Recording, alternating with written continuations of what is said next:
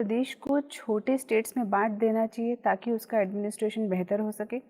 Ma'am, मैं इससे सहमत नहीं हूँ। एडमिनिस्ट्रेशन बेहतर करने के लिए ये नेसेसरी नहीं है कि छोटे स्टेट्स में बाँट दिया जाए, क्योंकि कई छोटे स्टेट्स जो बने, उनका ऐसा रिज़ल्ट नहीं रहा कि वहाँ नेसेसरली बेटर एडमिनिस्ट्रेशन ही हो गया हो। उसके लिए हम अदर मेजर्स ले सकते हैं, जैसे कि डिसेंट्रलाइज़ेशन ऑफ पावर, जो हमारा पंचायती राज सिस्टम है, उसमें हम और पावर्स दें और ब्यूरोक्रेसी को हम थोड़ा पीपल ओरिएंटेड बनाएँ।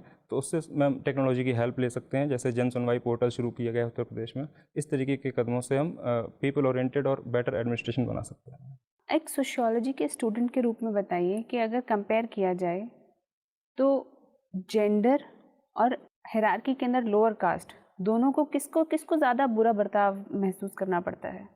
मैम, जेंडर में वुमेन और यहाँ पर सो कॉल्ड लोअर कास्ट में आप कंपैरिजन पूछ रहे हैं?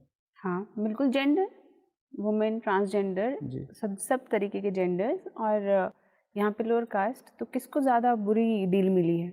मैम, इसमें अगर हम देखें तो जेंडर को एक डबल वहमी मिलती है। जेंडर में जो जेंडर में जो वुमेन हैं, जो ट्रांसजेंडर हैं, उन पर अपना तो एक स्ट्रैटिफ़िकेशन में तो वो लोग हैं ही, साथ ही साथ उनको लोअर, अगर वो सो कॉल्ड लोअर कास्ट को बिलॉन्ग करते हैं, तो वो भी मार उन पे पड़ती है। तो एक तरह से लोअर कास्ट का जो हमारा सोशल स्ट्रैटिफ़िकेशन है, वो नीचे पायदान पर है, तो उनका इकोनॉमिक पार्टिसिपेशन, सोशल एक्सक्लूज़न, ये सब रहता ही है। और साथ में यदि वो अगर वो बदकिस्मती से वुमेन या ट्रांसजेंडर हैं, तो उनको डबल एक्सप्लॉयटेशन झेलना पड़ता है। ठीक है, तो क्या किया जा सकता है इसके लिए?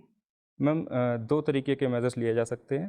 पहले कास्ट बेस्ड इनइक्वालिटी को ख़त्म करने के लिए हम जो कास्ट का जो मेन इंस्टीट्यूशन है जिससे वो चलता है, वो है ऑक्यूपेशन, जो कास्ट बेस्ड ऑक्यूपेशन होते हैं।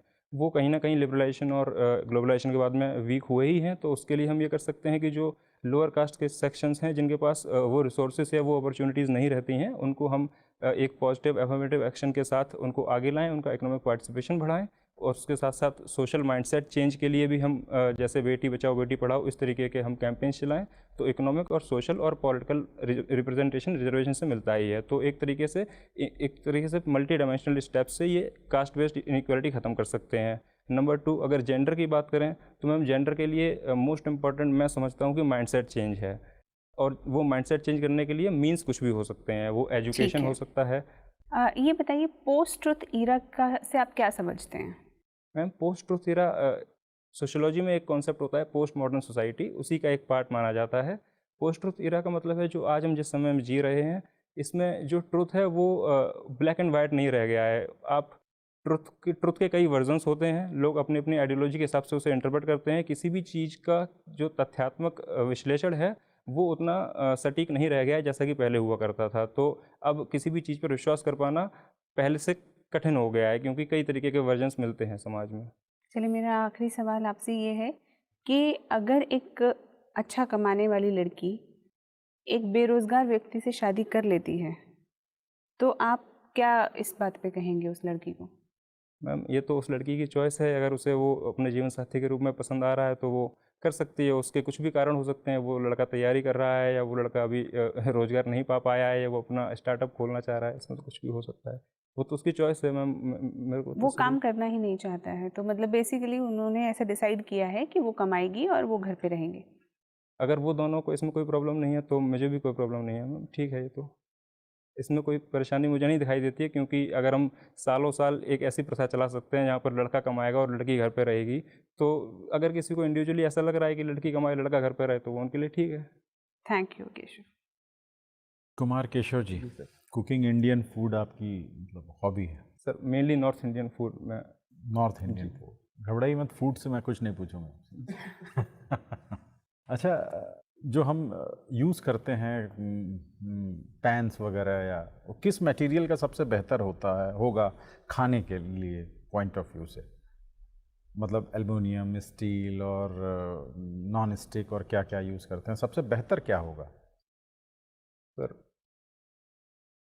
कभी सोचा नहीं इस बारे में? सर कंपैरिज़न तो एग्ज़ैक्ट नहीं पता है, लेकिन अभी जो आज के समय में जो चल रहे हैं, वो नॉन स्टिक हैं और उसपे कई तरह की कोटिंग्स आती हैं, जिससे फूड को हेल्दी रखा जा सकता है और उसमें कंटामिनेशन कम से कम हो। पर सर अच्छा, एग्ज़ैक्ट आप तो केमिस्ट्री पढ़े हैं, बीएससी किया है आपने।